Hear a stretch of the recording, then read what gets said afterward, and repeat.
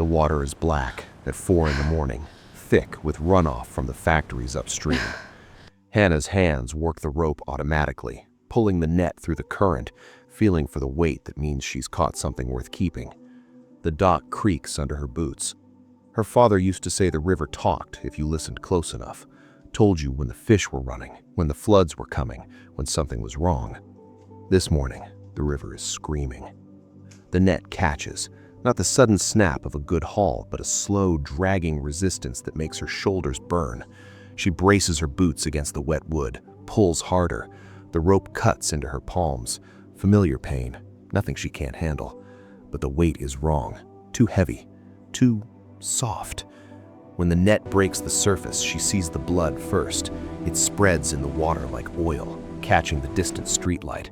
Then the fabric, expensive, even ruined, dark wool, torn at the shoulder. And then the face, turned sideways, lips blue-gray in the pre-dawn light. His eyes are closed. One hand is tangled in the net, fingers pale and delicate, like he's never worked a day in his life. She should drop the net, let the river take him back. That's what anyone with sense would do. Her hands keep pulling. Idiot, she mutters, but she doesn't know if she means him or herself. The word comes out shaky, breath visible in the cold air. Her heart is pounding too hard, adrenaline making her fingers clumsy on the rope. She hauls him onto the dock, the wood groaning under the sudden weight. Water pours off him, mixing with the blood that's still seeping from somewhere under his coat. He's not breathing. Hannah's on her knees before she thinks about it, hands tilting his head back, fingers checking his airway. River water in his mouth, cold and foul. She clears it, her stomach lurching at the taste on her own lips, and presses her mouth to his. Breathes, counts, breathes again. His chest rises under her hands, ribs sharp through the wet fabric. Nothing.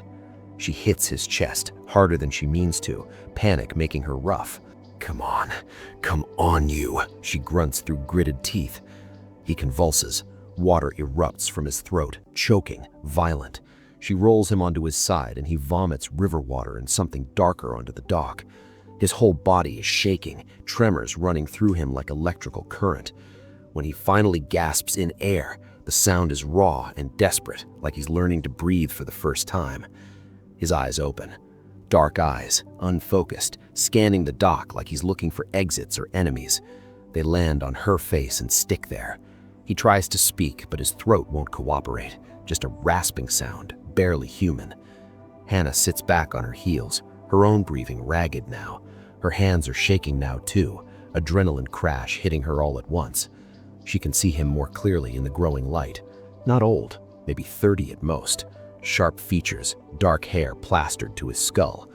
Those eyes, still locked on hers, are calculating something, even through the shock and cold. Who? He whispers, his voice wrecked. She doesn't answer. Her mind is already moving, sorting through problems. The blood on the dock, the expensive coat, the way his hands are too soft, too clean under the river filth, the way he's looking at her like he's deciding whether she's a threat.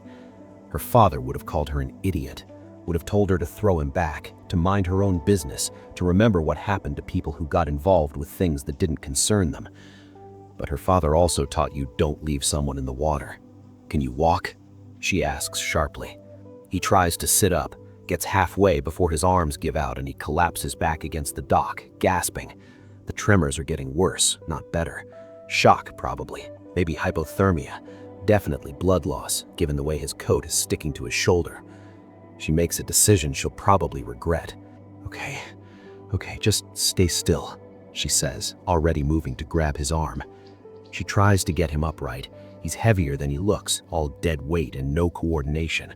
His head lollies against her shoulder as she half drags him toward the back of the dock, where her storage room sits, cramped and dark. His breath is hot against her neck, despite the cold. She can feel his pulse hammering against her arm where she's holding him up. He tries to say, but the words dissolve into coughing. Save it, Hannah snaps. Her shoulder is already screaming from his weight. The storage room door is 20 feet away, might as well be a mile. Behind them, the river keeps moving, dark and indifferent. The net she had abandoned is drifting downstream, still tangled with whatever fish she had actually caught. She watches it go, watches a morning's income disappear into the current. The first stupid decision of many, probably. She gets him to the door, gets it open, gets him inside before her legs give out, and they both collapse against the wall, breathing hard. The room smells like old fish and mildew. One bare bulb overhead, casting shadows that make his face look half dead. He's staring at her again. Even now, even like this, there's something sharp in that look, something that makes her skin prickle. "What day is it?" he whispers weakly. "Tuesday," she answers. What city?" he demands softly. That's when she knows he's in real trouble. The kind of trouble that doesn't stop at the river's edge.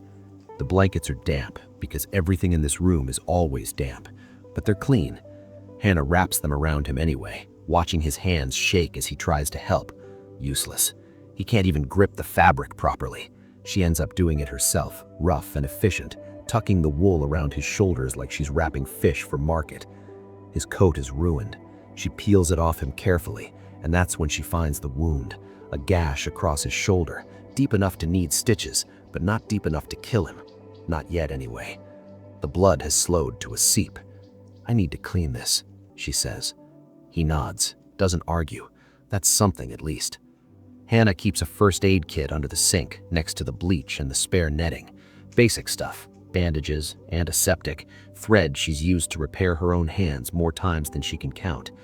She wets a cloth with bottled water, presses it to the wound. He flinches, sharp intake of breath, but he doesn't pull away. "Sorry," she says automatically.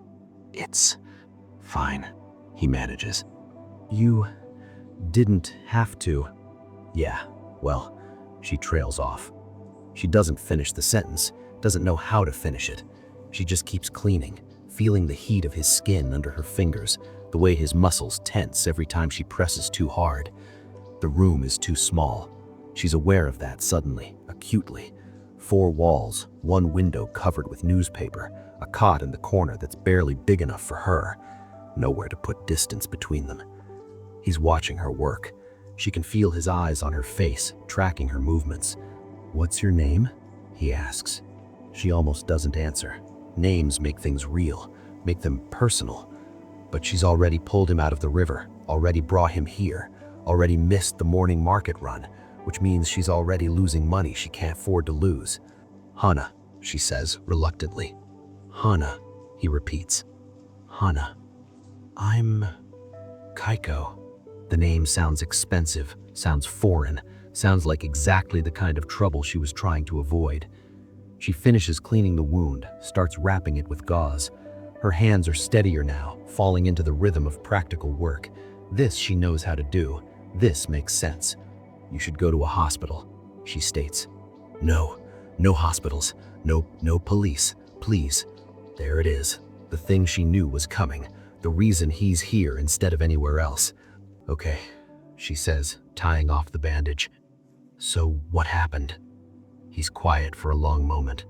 His eyes drift to the window, the one covered with newspaper, like he's checking for shadows. When he looks back at her, there's something calculating in his expression, deciding how much to tell her, how much she needs to know to keep him safe. "I don't remember," he lies finally. "I remember the bridge, someone behind me, and then the water." It's a lie. Not a complete lie, maybe, but partial enough that she can feel the gaps in it. "Someone pushed you," she states. "Maybe," he admits. "I'm not sure." Another lie, smaller this time. Hannah stands up, puts space between them. Her knees are wet from kneeling on the damp floor, and her back aches from hauling him up the dock. She should be at the market right now, should be selling the fish she didn't catch, should be counting coins for rent that's due in 3 days. Instead, she's hiding a stranger who won't go to the hospital, who won't call the police, who looks at her like he's deciding whether she's an asset or a liability. "You can stay," she hears herself say, "but just until you can move. A few hours maybe. Then you need to figure out where you're going." He nods, but we both know it's not that simple. We both know a few hours won't be enough. Outside, the city is waking up. I can hear the traffic building on the bridge, the distant sound of vendors setting up for the day. My phone buzzes in my pocket. Probably Mrs. Chen, asking where she is, why her stall is empty. I ignore it. Kaiko is trying to sit up straighter, wincing as the movement pulls his shoulder. He's looking around the room now, taking inventory, the cramped space, the single exit, the way she's positioned herself between him and the door without even thinking about it. "Thank you," he says. I don't know what to say to that. So she just nods, turns away, starts organizing the medical supplies she doesn't need to organize. Anything to avoid looking at him, avoid the way his presence fills the small room, makes the air feel thinner. His breathing is still too fast, shallow. Panic maybe, or pain, or both. She should tell him to leave, should cut this off now before it gets worse. But when she opens her mouth, what comes out is different. There's instant noodles in the cabinet. You should eat something. And just like that, she's committed. If you've enjoyed this story so far, like, share, and subscribe. We're building a family here, so tell us where you're watching from. I hope you can be part of it as we share these exciting stories. The market is wrong. Hana feels it the moment she rounds the corner onto the main street, 3 hours later than she should be. The wrongness sits in her chest like a stone. Too quiet. The vendors are here, set up in their usual spots, but they're not calling out prices. They're not haggling. They're just waiting. And her stall is empty. She left it locked last night like always, metal shutters down, padlock secure. But now the padlock is gone, the shutters are up, and there's nothing inside. No ice chests, no scales, not even the stained tarp she uses to cover the counter. Mrs. Chen sees her first. The old woman's face does something complicated, relief, then fear, then a careful blankness that makes Hana's stomach drop. "Where were you?" Mrs. Chen asks loudly. "I overslept," she lies. "What happened to my stall?" Nothing happened," Mrs. Chen says, gripping her apron. "You should go home. Come back tomorrow." "My equipment," Hana starts. "Tomorrow," Mrs. Chen hisses. "They were asking about you. Black trucks, 3 of them. Very polite, very thorough." The stone in Hana's chest turns to ice. She doesn't run. Running would draw attention. Instead, she walks, steady and purposeful, back the way she came. Her peripheral vision catalogs everything. The vendor who won't look at her, the gap in traffic that feels deliberate, the way the side street she usually takes is blocked by a delivery truck that has no business being there. Someone is watching, or was watching, or might still be watching. Her hands are shaking by the time she reaches her building. She forces them still, forces herself to take the stairs normally, to unlock her door like it's just another day. The hallway is empty. The neighbor's TV is on, canned laughter bleeding through the thin walls. Everything is fine. Everything is normal. She gets inside, locks the door, counts to 10 before she lets herself move.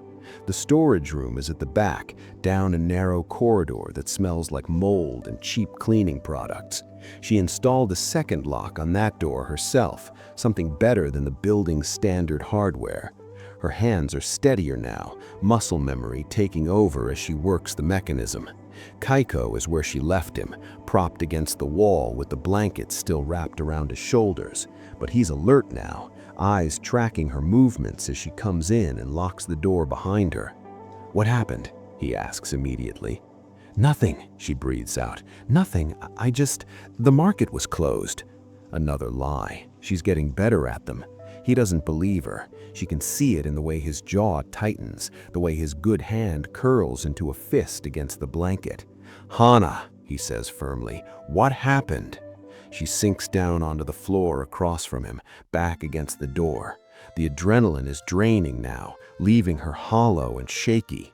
She should eat something, should drink water, should do any of the practical things that would make this situation manageable. Instead, she just sits there, listening to her own heartbeat slow. "Black trucks," she admits finally.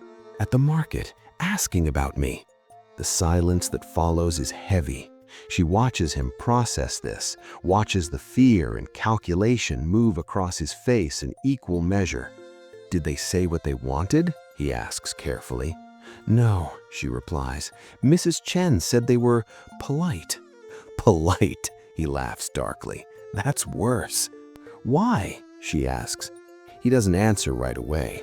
She watches him struggle with it, weighing truth against safety. Because it means they're professionals, and because they're probably looking for me. There it is, the confirmation she didn't want. What did you do? She asks sharply. Nothing. I didn't. It's complicated, he stammers. Uncomplicated, she orders. He shifts, winces as the movement pulls his shoulder. I run a company, import-export. My sister, we have a disagreement about how the business should be managed. She thinks I'm a liability. So she had you thrown off a bridge? Hana surmises. Maybe, he says, meeting her eyes. I don't know for certain, but the timing. If she's making a move, she'd need me out of the way, and she'd need it to look like an accident. Hana processes this. A company, a sister, a disagreement that ends with someone in the river. You should have told them, she says. I didn't know they'd come here. I didn't think... He trails off, then looks at her. You should have told them. I didn't, she says. The words hang between them. Simple, true, inexplicable. She doesn't know why she lied to Mrs. Chen, doesn't know why she's still here, still protecting him, still making this her problem. But the decision is made now, has been made since she pulled him out of the river.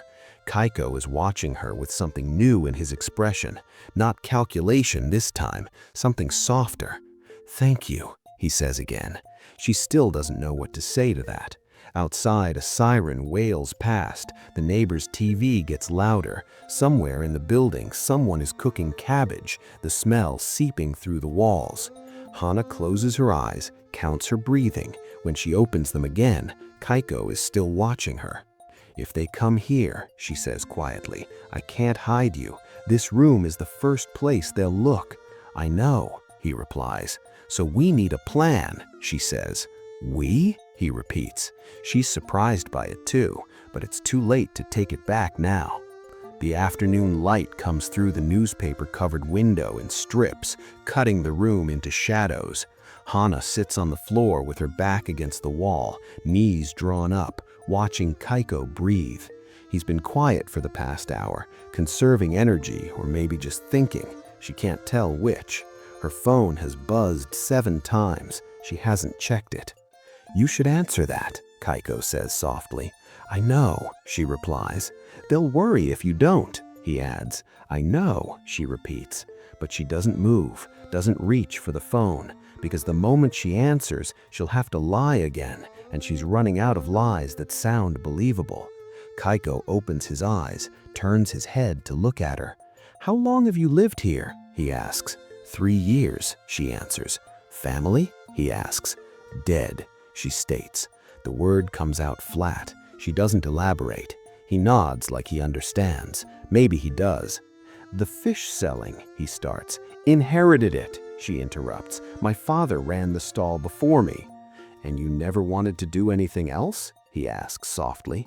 She almost laughs. Like what? Go to college? Get an office job? Do you know how much that costs? She laughs harshly. I could, he begins. Don't, she snaps. Don't offer me money. Just don't. He closes his mouth, looks away. The silence stretches. It should be uncomfortable, but it's not. Or maybe it is, and she's just too tired to care anymore. I'm sorry, he says finally, for bringing this to your door. You didn't bring it. I pulled you out of the river, she corrects. You could have left me there, he says. Yeah, she admits, picking at a loose thread on her jeans. Why didn't you? He asks. She doesn't have an answer for that, or she has too many answers, and none of them make sense when she tries to put them into words. The room is getting darker. The strips of light on the floor are fading, turning orange and then red. Sunset. She should turn on the overhead bulb, but the darkness feels safer somehow. Kaiko shifts, trying to find a more comfortable position. His face twists with pain, quickly suppressed. How's the shoulder? She asks concernedly. Fine, he claims. Liar, she retorts. "It's manageable," he almost smiles. She doesn't believe him, but she doesn't push. Instead, she stands, crosses the small room to the mini fridge in the corner. It's barely cold, the motor making a grinding sound that probably means it'll die soon. She pulls out a bottle of water, brings it to him. Their fingers brush when he takes it. She pulls back too quickly, and he notices. Of course he notices. "When was the last time you ate?" she asks, filling the silence. "I don't remember," he admits. "I'll make something," she says. "You don't have to," he starts. "I'm hungry anyway." Another lie, but a useful one. She has instant noodles in the cabinet, the cheap kind that costs less than $1 for a 5-pack. She boils water on the hot plate, tears open 2 packets, and watches the dried noodles soften and expand. The smell fills the small room, artificial beef flavor and sodium. It's not good, but it's food. When she hands him the bowl, he takes it with both hands like it's something precious. "Thank you," he says. "Stop thanking me," she mutters. "I don't know what else to say," he admits. She sits back down against the wall, her own bowl hot against her palms. They eat in silence. She watches him struggle with the chopsticks, his hands still shaky from the river or the shock or both. He's getting better though, more coordinated. The color is coming back to his face. "You should sleep," she says when they're done. "What about you?" he asks. "I'll keep watch," she replies. "Hana," he starts. "Someone needs to, and you're in no shape to do it." She cuts him off. He wants to argue. I can see it in the set of his jaw, the way he's trying to sit up straighter, but exhaustion wins. It always does eventually. "Wake me if anything happens," he says. "I will," she promises. Another lie. If something happens, the last thing she'll do is wake him. Better for him to stay asleep, stay quiet, stay hidden. He settles back against the wall, eyes already drifting closed. She watches his breathing slow, watches the tension drain from his shoulders. In sleep, he looks younger, less dangerous, almost vulnerable. Her phone buzzes again. This time she checks it. 12 missed calls, 6 from Mrs. Chen, 4 from numbers she doesn't recognize, 2 from the landlord. Her hands are shaking again. She puts the phone face down on the floor, presses her palms against her knees until the shaking stops. The room is almost completely dark now, just the faint glow from the streetlight outside filtering through the newspaper. Kaiko's breathing has evened out, deep, steady, actually asleep. Hana pulls her knees up to her chest, wraps her arms around them. Her whole body aches, shoulders from hauling him out, back from the tension, stomach from the fear that hasn't left since she saw those black trucks. She should leave, should walk out that door and never come back, should let him deal with his own problems, his own sister, his own complicated business dealings that end with people in rivers. But when she closes her eyes, all she sees is his face breaking the surface of the water. The way his eyes found hers, the way his hand tangled in her net, like the river itself was trying to give her a choice. She didn't have to pull him out, but she did, and now they're both here, in this small room, in the dark, waiting for something neither of them can name. Outside, the city keeps moving, car horns, distant music, the building settling into its foundation with small creaks and groans. Inside, just breathing, his and hers, the only sound that matters. Morning comes gray and cold. Hana wakes to find Kaiko already awake, sitting up with his back against the wall, watching the door like he's expecting it to burst open any second. "How long have you been up?" she asks, her voice rough from sleep. "A while," he replies. "You should have woken me," she says. "You needed to sleep," he answers. She doesn't argue, just stands, stretches out the knots in her back, tries not to think about how much rent money she's losing with every hour she stays in this room. "I need to tell you something," Kaiko says. She freezes mid-stretch. "Okay," she replies. "My name isn't Kaiko," he admits. "I mean, it is, but it's Kaiko's song, And the company I run isn't exactly import-export. What is it exactly? She demands. Logistics. High-value goods. Some of it, not all of it, is strictly legal. So you're a criminal, she states. It's more complicated than that, he insists. It always is, she says, sitting back down, suddenly too tired to stand. What kind of goods? Art, antiquities, sometimes pharmaceuticals, nothing violent, nothing that hurts people. Just things that happen to be illegal, she notes. In some jurisdictions, not all. She laughs, but there's no humor in it. And your sister wants you dead because, she prompts. Because I want to make the business legitimate. She doesn't, and she controls more of the board than I do. So she throws you off a bridge, Hana concludes. I think she wanted it to look like I ran, like I took company money and disappeared. That would give her the excuse she needs to take full control. Hana processes this, a criminal enterprise, a power struggle, a man who wants to go straight, and a sister who wants to keep him crooked. Why are you telling me this? She asks. Because you deserve to know what you're protecting, and because if they find me, they'll ask you questions. Better you know the truth now than get surprised later. She should be angry, should feel betrayed, but all she feels is a strange, distant curiosity about her own reactions, about the fact that this revelation doesn't change anything. Okay, she says. Okay, he repeats. Okay, she reiterates. You're a criminal who wants to reform. Your sister wants you dead or gone, and I pulled you out of the river anyway. She meets his eyes. None of that changes what happens next, she declares. He's looking at her like she's a puzzle he can't solve. You're not afraid of me? He asks. Should I be? She counters. Most people would be, he admits. I'm not most people, she says. The corner of his mouth twitches, almost a smile. No, he says. You're really not.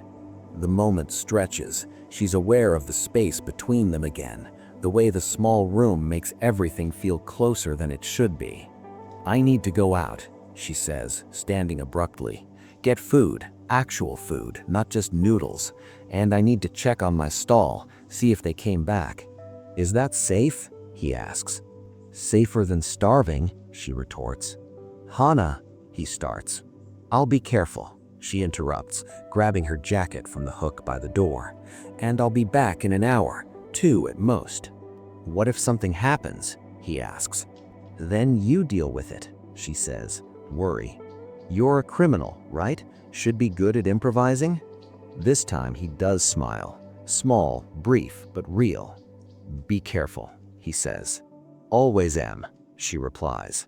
Another lie, but a comforting one. The market is busier today, almost normal. Her stall is still empty, but the padlock has been replaced with a new one. She doesn't have the key. Mrs. Chen sees her coming, and this time there's no fake cheerfulness, just exhaustion. They came back, the old woman says quietly. Yesterday evening, same trucks, same questions. What did you tell them? Hana asks, her voice tight. That I hadn't seen you, that maybe you went to visit family in the country, Mrs. Chen whispers, handing her a small paper bag. I saved your ice catches, your scales, what I could grab before they cleaned out the stall. Hana takes the bag, throat tight. Thank you, she whispers. Are you in trouble? Mrs. Chen asks. I don't know yet, Hana answers. The young man from the river? Mrs. Chen asks. Is he worth it? Hana doesn't answer, doesn't know how to answer. Mrs. Chen sighs. Your father would have done the same thing, Mrs. Chen says. Stupid, but he would have done it. I know, Hana replies. Here, Mrs. Chen says, pressing something into her hand. For food, for whatever you need. Don't argue. Hana's eyes are burning. I'll pay you back, she promises. I know you will. Now go before they come back, Mrs. Chen urges. She goes. When she returns to the storage room, Kaiko is standing, Not well. He's leaning heavily against the wall, one hand pressed to his shoulder, but standing. "What are you doing?" she demands, dropping the grocery bags. "Testing," he grunts. "I need to know how mobile I am in case we need to move fast." "You're going to tear your stitches," she warns. "Better to know now than during an emergency," he counters. She wants to argue, but he's right, so instead she helps him back down, checks the bandage, relieved to find it's held, barely. "You're an idiot," she says. "You pulled a stranger out of a river. We're both idiots," he replies. Hana almost laughs. They spend the afternoon in strange domesticity. She cooks rice and vegetables on the hot plate while he sorts through her fishing equipment, organizing hooks and line with the careful precision of someone who needs a task to keep from thinking too much. "You don't have to do that," she says. "I need to do something," he admits. "I'm going crazy just sitting here." She understands that, so she lets him work, watches him fumble with tools he's clearly never used before, watches him figure it out anyway. "You're not good at this," she observes. "I'm learning," he says. "Why bother? You'll be gone soon," she points out. He stops, looks up at her. "Will I?" he asks. The question hangs there. She doesn't know how to answer it. They eat together, sitting on the floor with the bowls balanced on their knees. His chopstick technique has improved. She notices these small things, the way he's getting comfortable in this space, the way his shoulders have started to relax, the way he doesn't flinch every time she moves anymore. "Tell me about your father," he says. She almost refuses, but the room is warm, the food is good, and she's tired of silence. "He was stubborn, proud," she begins, refused to ask for help even when he needed it. The heart attack killed him, but the stress is what set it up. He worked himself to death trying to keep the stall running. "I'm sorry," he says. "Don't be. He made his choices," she says, picking at her rice. "Like you're making yours now," he notes. She looks at him. "Is that what you think this is? A choice?" she asks. "Isn't it?" he asks back. "I don't know anymore," she admits. The honesty surprises them both. Kaiko sets down his bowl, shifts closer, not touching, but close enough that she can feel the heat of him. "I can leave," he offers, "if you want me to. I can figure something out." "Can you?" she asks. "Probably not, but I'd try if you asked me to," he says. She should ask, should end this now before it gets worse. "I'm not asking," she says instead. His hand finds hers, just a brush of fingers, barely contact, but her skin lights up like he's burned her. "Hana," he starts. The door rattles, someone trying the handle from outside. They both freeze. "Building inspection," a voice calls muffled through the wood. "Need to check the storage units." Kaiko is already moving, silent and fast. Despite the injury, he presses himself into the corner behind the door, out of sight if it opens. Hana stands, forces her breathing steady, crosses to the door. "Just a second," she calls. She unlocks it, opens it just enough to see out. A man in a maintenance uniform, clipboard in hand.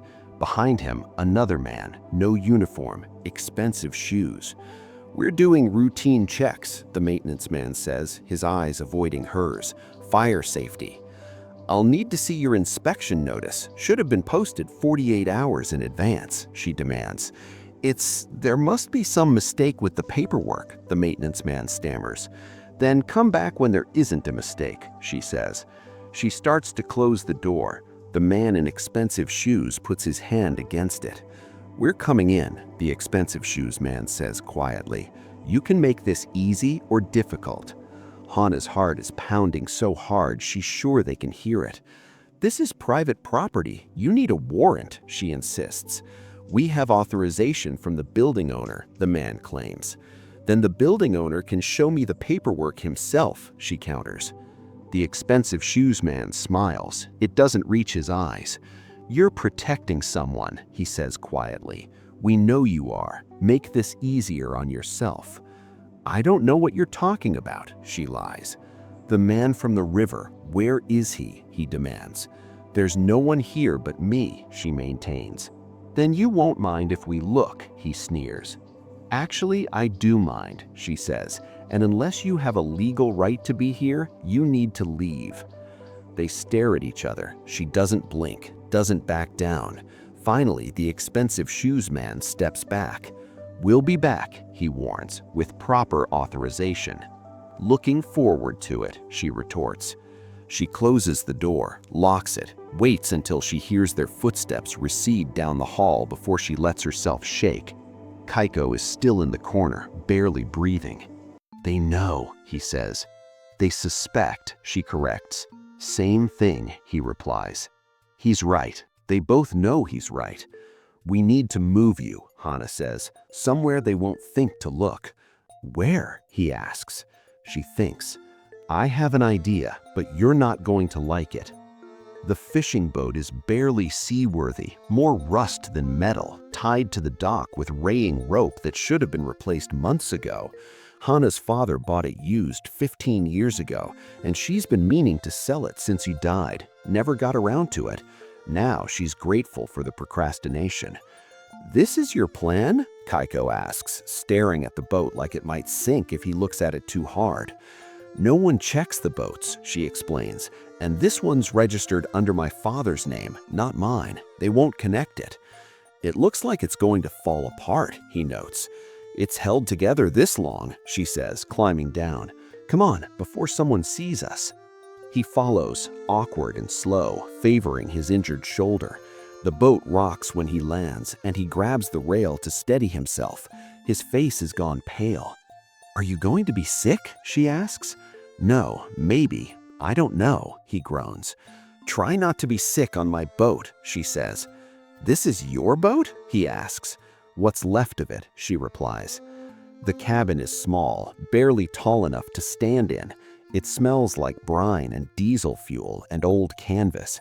Hana's father stored emergency supplies here, blankets, canned food, a camping stove that might still work. Her father's philosophy, always have a backup plan. She wishes he were here to see her use it. Kaiko sinks onto the narrow bench, breathing hard. The trip from the storage room to the dock was only 3 blocks, but she had to support most of his weight. He's getting weaker, not stronger. The shoulder isn't healing right. Let me see it, she commands. He doesn't argue this time, just pulls off his shirt, wincing as the fabric drags over the wound. The bandage is soaked through with blood and something else, a yellowish discharge that makes her stomach turn. It's infected, she says. I know, he replies. You need antibiotics, real ones, not just the cream I've been using, she states. I know that too, he sighs. So what do we do? She asks. You can't get them without a prescription, he points out, and I can't go to a hospital. There are other ways, she suggests. Illegal ways, he notes. You're a criminal. I figured you'd be okay with that, she quips. This time his smile is real, even through the pain. I like you, he says. The words hit differently than they should. She turns away, rummaging through the cabinet for clean bandages. I'll ask around, she says. There are people who deal in medications, no questions asked. It'll cost, but... I have money, he interrupts, hidden if we can get to it. Where? She asks.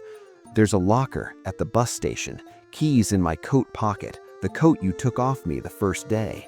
She'd thrown the coat in a garbage bag, meaning to dispose of it. Never did. It's still in the storage room, wet and blood-stained and probably ruined. I'll get it tomorrow, she decides. Tonight we need to focus on keeping you stable. The painful rhythm of cleaning the wound begins again. He doesn't make a sound, but she can see the pain in the way his jaw clenches, the way his hands grip the edge of the bench. You don't have to do this, he says when she's done. We've established that already, she mutters. I mean it, he insists. You could still walk away. So could you, she counters. I'm the one being hunted, he reminds her, and I'm the one hiding you. We're both in it now. She finishes wrapping the new bandage, ties it off. Her hands are steadier than they should be. Some part of her has accepted this new reality, the boat, the running, the constant fear of footsteps behind her. Kaiko catches her wrist before she can pull away. His grip is gentle but firm. "Hana," he says. She doesn't look at him, can't look at him. "Why are you doing this?" he asks. It's the question she's been avoiding, the one she doesn't have a good answer for. "I don't know," she says finally. "Maybe I'm just stupid." "You're not stupid," he asserts. "Then maybe I'm tired of being alone," she admits. The admission surprises her as much as it does him. She tries to pull away, but he doesn't let go. "Hey," he whispers, "look at me." She does, finally. His eyes are dark in the dim cabin light, but there's something warm in them, something that makes her chest feel too tight. "Thank you," he says, "for all of this, for not being afraid of me." "I am afraid of you," she lies. "Liar," he smiles. "Fine, I'm afraid of what you represent, of the trouble you bring, but not of you," she confesses. "That's something at least," he says. The boat rocks gently beneath them, water lapping against the hull. Outside, the city is dark, the dock deserted. For the first time in days, she feels like she can breathe. Kaiko's thumb traces a small circle on the inside of her wrist. She should pull away, should maintain distance, maintain control. She doesn't. "When this is over," he says quietly, "when it's safe, I'm going to owe you more than I can ever repay." "I'm not keeping a tab," she insists. "I know. That's what makes it worse," he says. They sit like that for a long moment, his hand on her wrist, her pulse steady against his thumb. The intimacy of it is terrifying, more terrifying than the men in expensive shoes, than the black trucks, than any of the practical dangers they're facing. Because this thing growing between them, is the one threat she doesn't know how to defend against. The next 3 days fall into a rhythm. Hana leaves the boat at dawn, moves through the city like a ghost. She retrieves the key from Kaiko's coat, navigates to the bus station, finds the locker. Inside, cash, a laptop, and a burner phone. She takes the cash, leaves the electronics, too easy to trace. She finds a dealer through Mrs. Chen's nephew, pays 3 times the normal price for antibiotics that might be expired, doesn't ask questions, doesn't give answers. Every night she returns to the boat with food, with medicine, with news from the market. The black trucks came back twice more. Then they stopped coming. Either they've given up, or they're watching from a distance, waiting for her to lead them to him. Kaiko improves slowly. The fever breaks on the 2nd day. By the 3rd, he can move around the cabin without help. They fall into a strange domesticity. She cooks, he cleans. They eat together in the cramped space, shoulders touching, knees bumping. The conversations get easier. He tells her about growing up wealthy but isolated, about the pressure to take over the family business, about the moment he realized the company he inherited was built on quicksand and lies. She tells him about her father, about learning to gut fish before she could read, about the way the river changes with the seasons, about the small dreams she gave up one by one. They don't talk about what happens next, don't plan beyond the next meal, the next day, the next time she needs to leave and come back. On the 4th night, she arrives to find him standing on the deck, looking out at the water. The bandage is off. The wound has scabbed over, pink and angry, but healing. "You shouldn't be out here," she chides. "Someone might see you." "I needed air," he explains. "I was going crazy in that cabin." She joins him at the rail. The river is dark, reflecting broken pieces of city light. The same river that nearly killed him, the same river that brought him to her. "Do you ever think about what would have happened if I hadn't been there?" he asks. "No," she says. "Liar," he murmurs. "Okay, sometimes," she admits. "But it doesn't matter. I was there." "And if you hadn't been," he pushes, "then we wouldn't be having this conversation," she states. He turns to look at her. "Would that be better? Simpler, at least?" he muses. "Probably," she agrees. "But not better," he asserts. It's not a question. She doesn't answer it anyway. The boat rocks beneath them. His hand finds hers on the rail, fingers sliding between fingers. She should pull away. She doesn't. "Hana," he says quietly, "I need to tell you something." Her stomach drops. "Okay," she says. "My sister, she's not just going to give up," he warns. "Even if she thinks I'm dead, she'll keep looking, make sure. And when she realizes I'm alive, she'll come for you, for anyone who helped me." "I know," she replies. "And you're still here," he says. "Where else would I be?" she asks. He laughs, short and sharp. "Anywhere, literally, anywhere safer than this. Safety's overrated," she quips. "You're insane," he shakes his head. "You're the one who got thrown off a bridge," she reminds him. "Fair point," he allows. They sit there, hands linked, watching the river move. She's aware of every point of contact, his palm against hers, his shoulder brushing her arm, the heat of him in the cold night air. "When this is over," he says quietly. "Don't," she interrupts. "Don't what?" he asks. "Don't make promises about after. There might not be an after." "There will be," he insists. "You don't know that," she counters. "I'm choosing to believe it anyway," he says. She wants to argue, wants to point out all the ways this could go wrong, all the ways they could both end up dead or worse, but the words won't come. Instead, she just stands there, holding his hand, letting herself believe for one moment that he might be right. The city noise fades, the water keeps moving, and somewhere in the distance, a siren wails. Ambulance or police, impossible to tell. Kaiko's thumb traces the same small circle on her wrist that he did before. "I'm going to get you out of this," he vows, "whatever it takes." "We're going to get each other out of this," she corrects. "Deal," he whispers. He pulls her closer, and she lets him, until her head is resting against his shoulder and his arm is around her waist, and they're just two people on a broken-down boat, pretending the world outside doesn't exist. "I didn't sign up for this," she says quietly. "Neither did I," he replies. "But you're not leaving," she notes. "Neither are you," he says. The truth of it settles between them, comfortable, terrifying. They stay like that for the cold drives them inside, until exhaustion forces them to separate to opposite sides of the cabin, until sleep claims them both. But something has shifted, some line has been crossed, and in the morning when she wakes to find his hand reaching across the narrow space between their makeshift beds, fingers searching for hers even in sleep, she doesn't pull away. Day 7. The landlord calls, says her rent is overdue. She tells him she'll have it next week, knowing it's a lie. Mrs. Chen sends word through her nephew. The black trucks are gone, but different men are asking different questions, more subtle, more dangerous. Hana doubles back on every route now, checks over her shoulder, trusts no one. Kaiko is strong enough to argue about it when she comes back.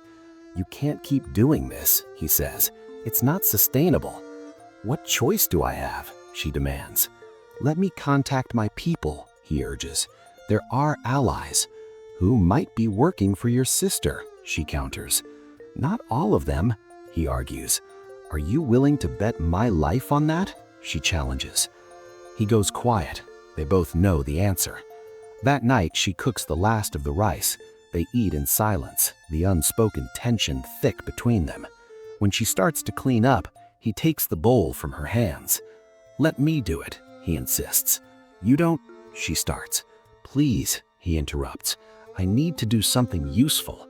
I need to feel like less of a burden." She lets him take the bowl, watches him move around the small space, careful with his healing shoulder, methodical in a way that speaks to controlled desperation. "You're not a burden," she says. "I've cost you your income, your home, probably your safety," he lists. "That was my choice," she says. "Was it? Or did I just happen to you, like a disaster?" he asks.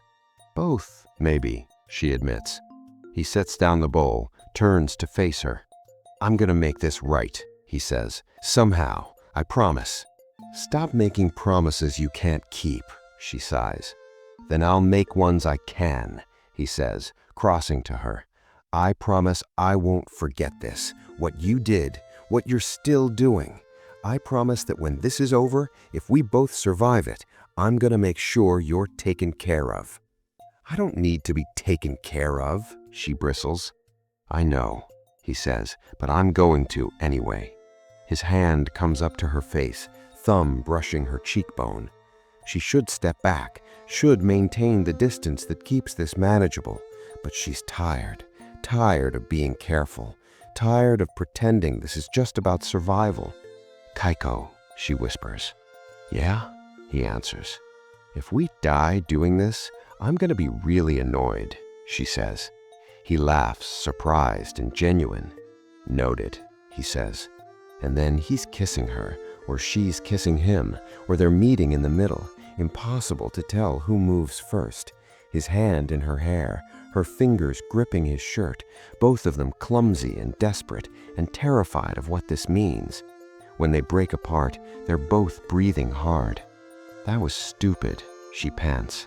Extremely stupid, he agrees. We shouldn't do it again, she says. Probably not, he says. They do it again anyway. Day 9, everything changes. She's at the market, buying vegetables with the last of Mrs. Chen's money when she sees the woman. Tall, polished, expensive clothes that stand out in the market like a diamond in dirt. Dark hair pulled back severe, jewelry that catches the light, and her face, sharp features, dark eyes that scan the crowd with predatory focus. Kaiko's eyes, same shape, same intensity. Hana doesn't run. Running would draw attention. Instead, she turns, casual and unhurried, and walks towards the nearest exit. The woman's gaze finds her, locks on. Hana's heart stops. Then Mrs. Chen is there, stepping between them, loud and effusive. There you are, Mrs. Chen shouts. I've been looking everywhere. Your cousin called, said your grandmother is sick. You need to come home right away. It's a lie, a beautiful, obvious lie, but it's enough to break the moment. Hana doesn't look back, just walks, faster now, pulse pounding in her ears. She can feel the woman's eyes on her back all the way to the corner. When she finally risks a glance over her shoulder, the woman is gone. She makes it back to the boat in record time, adrenaline overriding exhaustion. Kaiko is on the deck. He sees her face and knows immediately. What happened? He asks. Your sister, she gasps. She was at the market. She saw me. Are you sure? He asks. I'm sure, she confirms. He goes pale. Then we're out of time, he says. She'll follow you back here, or she'll have people watching, or... We need to run, she declares. Where? She has resources everywhere. Money, connections, people who owe her favors. There's nowhere. There's always somewhere, she insists. She's already moving, grabbing supplies, shoving them into bags. Her hands are shaking, but her mind is clear. This is what she knows: survival, adaptation, improvisation. Hana, he says, catching her arm, listen to me. You should go, without me. Get out of the city. Start over somewhere she can't reach you. No, she says. She doesn't know your name, doesn't know enough to track you if you disappear now. I said no, she shouts. Why? Why won't you save yourself? She stops, looks at him, really looks at him. Because I pulled you out of that river, she says, and I don't leave things half finished. It's not the whole truth. They both know it, but it's enough. Okay, he breathes. Okay, so where do we go? I know a place, upriver, abandoned factory. My father used to take me there when I was a kid, showed me the hiding spots. It's not perfect, but it's better than here, he finishes. They work in synchronized silence, falling into the rhythm they've built over the past week. When they're ready, she takes one last look at the boat, her father's boat, the last piece of him she had left. I'm sorry, she whispers. Then they're gone, disappearing into the city as the sun sets over the water. The water was cold, but I kept moving anyway. That's what my father would have said. What he did say, every time something went wrong, every time the catch was small, or the debts were high, or the river threatened to take everything we'd built. Keep moving. The current only catches you if you stop. Kaiko is beside me now, our hands linked in the darkness as we navigate the back streets towards the river. His shoulder brushes mine every step. We don't speak, don't need to. Behind us, somewhere in the city, his sister is searching. Her people, her trucks, her resources all focused on finding the ghost in the river. Let them look. The river is wide, and it knows how to keep secrets. I pulled him out once. I'll keep pulling, keep moving, keep fighting against the current until we reach the other side, or until the water takes us both. Either way, I'm not letting go. The water is cold, but I keep moving anyway. I hope you enjoyed Hana and Kaiko's story. If you want more, remember to subscribe and turn on that post notification. Also, you might enjoy one of these other stories on the screen right now.